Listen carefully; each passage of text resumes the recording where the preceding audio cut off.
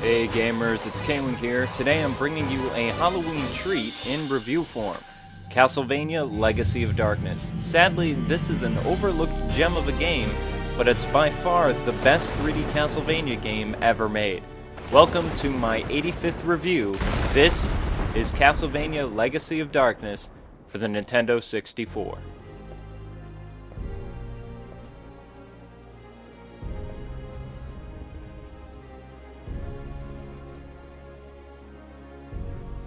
Legacy of Darkness takes place 8 years before Reinhard Schneider and Carrie Fernandez risk their lives battling against the devil.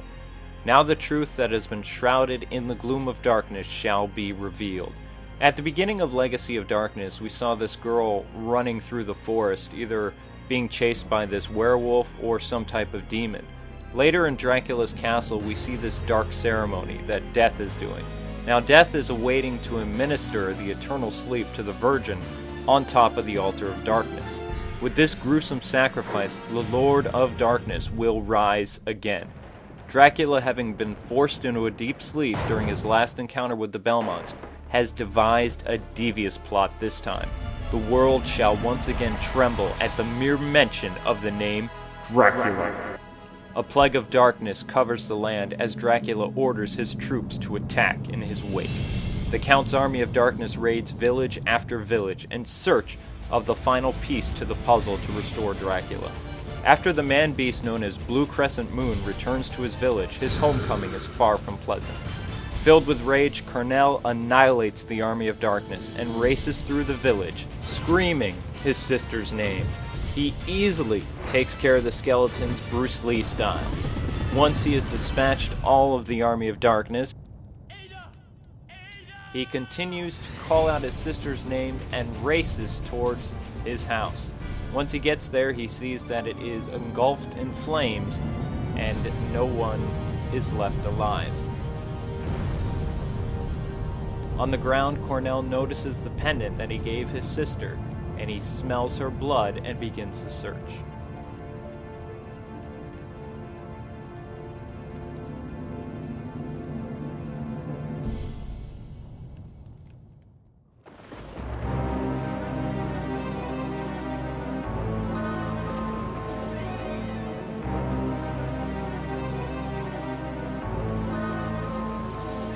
It would seem that the whole point of the Castlevania series is to travel through the castle and rescue the girl, in most cases.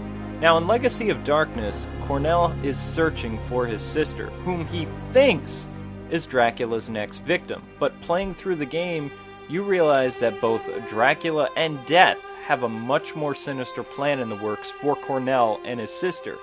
Now Cornell does end up rescuing his sister and then has to defeat Dracula, like every Belmont or hero character before him.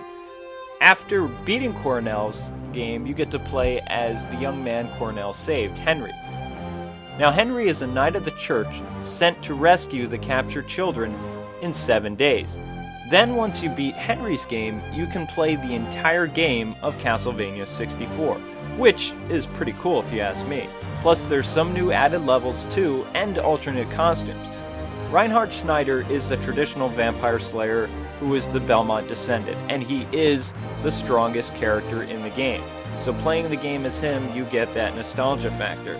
Now, playing as Carrie Fernandez, on the other hand, it's much more challenging, which adds to the replay value too. Carrie uses magic and is the weakest character of the four, but has good ranged attacks. Still, I only recommend her for a challenging experience. Players will also notice that most of the bugs from Castlevania 64 have been fixed, and this adds to the gameplay so much more when it's not all glitchy.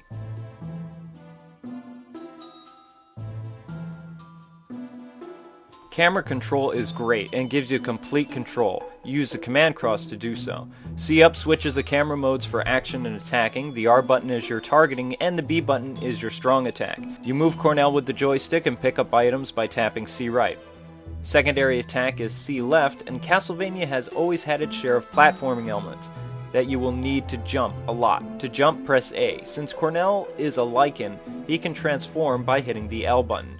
As a werewolf, everything about Cornell is stronger and faster. This is actually one of the coolest parts of the game. Being a werewolf does eat up hearts, but in this game they're crystals. Still, I think it would be better if you didn't use any hearts at all, like in the beta version. All characters can use throwing weapons. That is done by hitting C down. Reinhardt uses his whip by pressing the B button, and he also has a short sword for hacking and slashing. Carrie is a long-range fighter and uses magic. By holding in the B button, you will charge her magic powers. Also, every character can slide by running and hitting the Z button. And that wraps it up.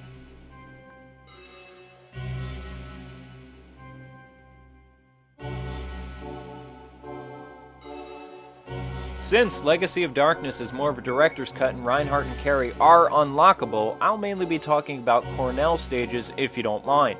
In the opening of the game, Cornell is on a ferry waiting to board the ship of lost souls.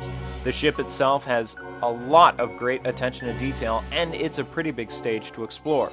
Once leaving the ship, you fight a giant sea monster, then off to the Forest of Silence through a thunderstorm where trees are being struck by lightning. The villa reminds me of Resident Evil, and the outer wall is a brand new stage, as is the art tower, which is massive. There are also scenes straight out of Super Castlevania and Dracula X2.